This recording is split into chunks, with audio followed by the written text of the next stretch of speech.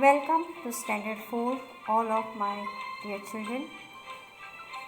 Because of coronavirus, we stay at home and be safe. But our study should be continued. After a long time, we meet through this media. So, बच्चों, in third standard you have learned Hindi. As you know, our Bharat माता जो है, हमारा भारत देश है, इनकी जो भाषा है वो क्या है? राष्ट्रभाषा है हिंदी। तो हिंदी भाषा सबको आनी ही चाहिए। आप तो बोल सकते हैं, लेकिन लिखते वक्त कोई परेशानियां होती है, तो वो दूर करने के लिए हमें ठीक से हिंदी पढ़ना ज़रूरी है, जो आपने थर्ड स्टैंडर्ड में पढ़ा है। अब उसके आगे जाकर थोड़ा और हम पढ़ने की कोशिश करेंगे। The text book is same, भाषा परिचय भाग 2। तो जिनके पास ये टेक्स्ट बुक है वो आप इसका उपयोग कर सकते हैं, और जिनके पास नहीं है वो अभी आप देख सकते हो और मेरे साथ दोहरा सकते हो।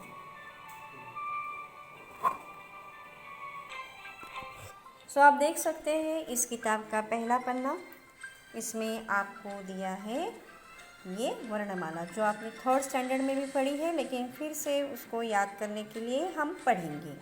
फिर से एक बार हम उसे दोहराएंगे। You repeat after me so it will be refresh for you. See, ये है अ, आ, ई, ऊ,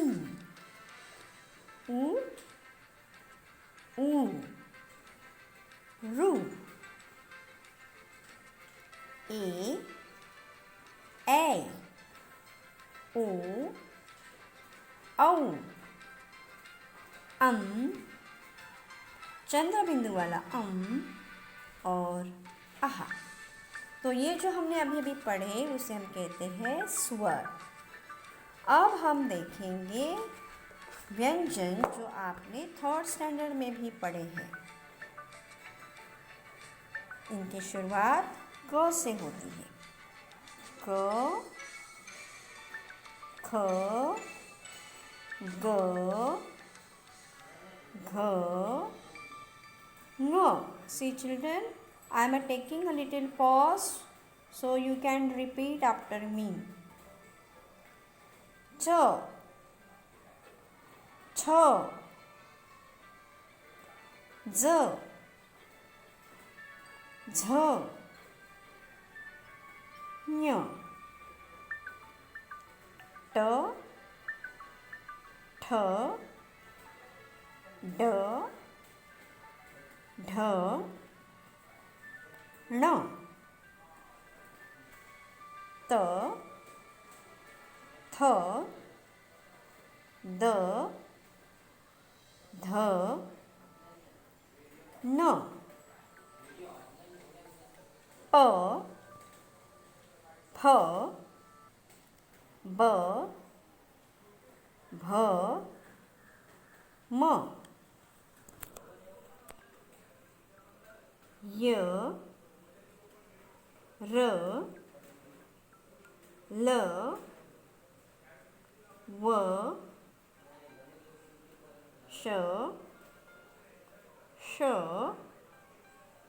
स, ह, क्ष, त्र, ज्ञ। ये जो आप मराठी में उसे ञ ऐसा प्रोनाउंस करते हैं, लेकिन हिंदी में उसका प्रोनाउंस होना चाहिए ज्ञ। और भी यहाँ पर 2-3 अक्षर आपको दिए हैं, वो है ड। ड के नीचे है ये नुक्ता, यह है ढ। ढ के भी नीचे है यह नुक्ता, और ये है श्र। तो ये जो नुक्ता हम कब उपयोग में आते हैं? जब अक्षर जब हम लिखते हैं, जब शब्द हम लिखते हैं, और उस शब्द में जब ये 2 अक्षर लास्ट में आते हैं, उस शब्द में लास्ट में आते हैं, तभी इस ड के नीचे ये नुक्ता लिखते हैं। I will show you when these words will come while reading in this textbook and in between.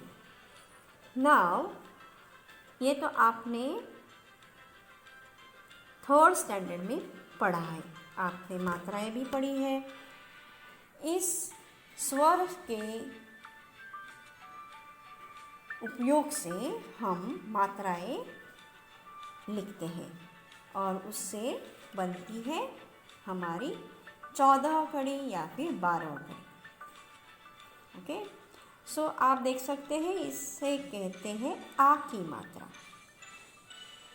Marathi में आप कहते होंगे काना, लेकिन हिंदी में हमें कहना पड़ता है आ की मात्रा।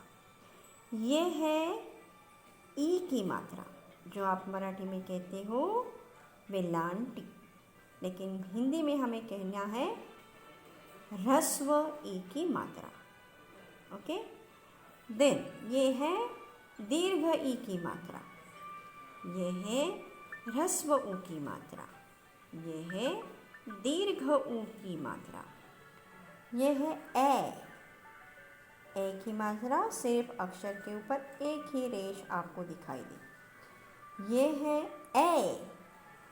ए यहाँ पर एक है, लेकिन अक्षर में ज्वाइन करते वक्त उसे 2 मात्राएं लगती हैं। यह है ओ की मात्रा, यह है औ की मात्रा, यह है अम और चंद्रबिंदु की मात्रा। तो हम ये जब धीरे धीरे मात्राओं का अभ्यास करते जाएंगे, तब आपको मैं बताऊंगी कि किस तरह से इन मात्राओं का हम अपने शब्द में इस्तेमाल करते हैं। अब हम देख सकते हैं, you can see this title, मात्रा रहित वर्ण। रहित इसका मतलब है आपको शब्द में कोई भी मात्रा नहीं दिखाई देगी, ना आ की मात्रा दिखाई ना देगी, ना ई की मात्रा, ना ऊ की मात्रा या फिर अम की मात्रा। कोई भी मात्रा आपको इस अक्षरों में, इस शब्द में नहीं दिखाई देगी। आप चित्र देख सकते हो, एक कमल का है, एक यहाँ पर बतख है, यहाँ पर कुछ सीनरी है, लेकिन मेनली उन्होंने दिखाया है ये सड़क। ये क्या है? ये सड़क, और ये है शहर। तो ये चित्र हो गए, लेकिन इस चित्र को हम जब शब्द में लिखते हैं, आप देख सकते हो, यू रिपीट आफ्टर मी, क म ल, कोई भी मात्रा नहीं लगी है। You repeat children, okay. Then ये कौन सा शब्द है? श ह र। देन ब त ख। देन स ड क। देखिए ये जो ड है, ड के नीचे क्या है? नुक्ता है। मैंने आपको पहले भी बोला था, जब ये ड और ढ जब अक्षर के एंड में या फिर बीच में कहीं पर भी ये अक्षर आते हैं, तब हमें इस नुक्ता का इस्तेमाल करना पड़ता है। अब आप देख सकते हो कि मैं ड वाला एक शब्द लिखती हूँ, ड ग र। डगर ये शब्द मैंने लिखा है, और एक शब्द मैं लिख रही हूँ यहाँ पर, स ड क।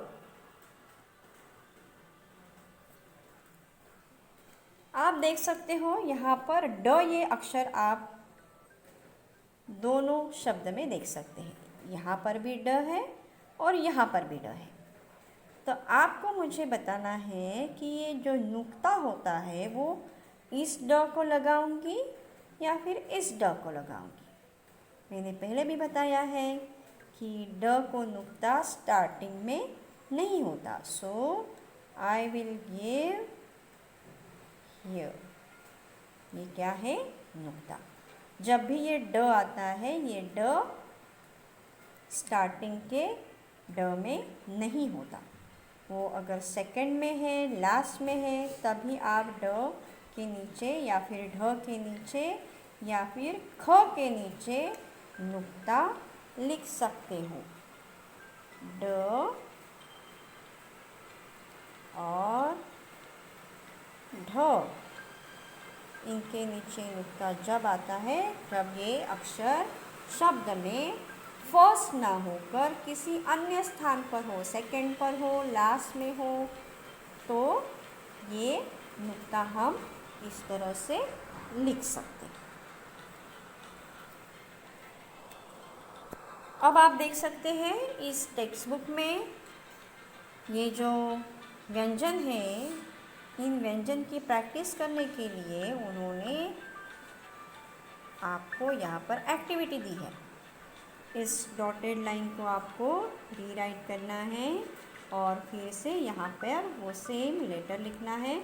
आप देख सकते हो इस सारे व्यंजन में कहीं पर भी मात्रा नहीं लगी है।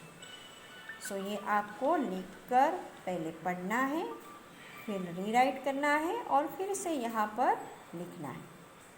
तो ये आपको पेज कंप्लीट करना है। देन यहाँ पर भी उन्होंने कुछ शब्द दिए हैं, वो हम पढ़ेंगे और फिर से आप उसे यहाँ पर डबल लाइन ड्रॉ करके लिखोगे। घर, यू रीड आफ्टर मी और यू रिपीट आफ्टर मी। घर, सबको मालूम है घर। वन यानी जंगल, फॉरेस्ट। पढ़, अभी सब हम पढ़ रहे हैं, पढ़। देन सर, हम सबको क्या है? एक सर है, हाँ, जो हेड हम कहते हैं। हल, हल जो किसान अपने खेतों में इसका इस्तेमाल करता है, या फिर हल का मतलब होता है सॉल्यूशन। किसी की प्रॉब्लम में हम जब सॉल्यूशन निकालते हैं उसे कहते हैं हल। कण, कण यानी स्मॉल पार्टिकल। पत्र यानी लेटर। यज्ञ, जो हम होम करते हैं, पुराने ज़माने में ऋषि मुनि करते थे, होम, हवन। एंड नक्षत्र मीन्स स्टार, जो आसमान में हमें दिखाई देते हैं। धन यानी पैसा। बन, पढ़, सर, गरम, मन, श्रम, फल, छत, डगर। तो इन शब्दों में कहीं पर भी मात्रा नहीं है, ना आ की है, ना ई की है, ना ऊ की है, ना ए की है। सीधे सीधे जिस तरह से व्यंजन है उसी प्रकार ये व्यंजन दिए गए हैं। अब आप देख सकते हैं इसके ऊपर एक आपके लिए छोटे से वाक्य दिए हैं ताकि आप पढ़ सको। इस वाक्य में भी कहीं पर भी मात्रा नहीं है, सिर्फ यहाँ पर आपको दिखाई देती है एक ही मात्रा, लेकिन पूरे इस शब्दों में, इन वाक्यों में कहीं पर भी कोई भी मात्रा नहीं लगी है। देखिए, मदन घर चल, बस में चढ़। इस चित्र में भी आप देख सकते हैं ये मदन नाम का लड़का है, उसको किसी ने कहा है इस बस में चढ़ो। इधर उधर मत टहल, टहल यानी यहाँ वहाँ मत घूमना, इधर उधर यानी यहाँ वहाँ। समय पर उठ, जल भर कर रख। तो इन छोटे छोटे वाक्य में उन्होंने आपको सीधे व्यंजन यहाँ पर लिए हैं और उनके छोटे वाक्य बनाए हैं। मदन घर, यानी हम जिसमें रहते हैं उसे कहते हैं घर, बस सबको मालूम है। इधर उधर यानी हियर एंड देयर। मत टहल यानी यहाँ वहाँ मत घूमना। समय पर उठो, आपकी मम्मी भी आपको कहती है कि समय पर उठना है स्कूल में जाने के लिए। जल भर के रख, जल यानी क्या, पानी।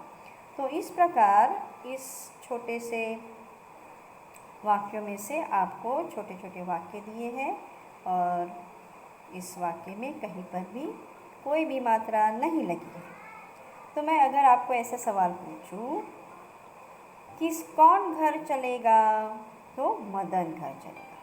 बस में कौन चढ़ेगा, मदन चढ़ेगा। समय पर कौन उठेगा, मदन ही उठेगा। किसे जल भर कर रखना कहा है, मदन को। तो ये जो सेंटेंस है सब इस मदन के लिए है और मदन का सहारा लेकर यहाँ पर बिना मात्रा के सारे शब्द लेकर वाक्य बनाए गए हैं। So have a good day children. Thank you. God bless you.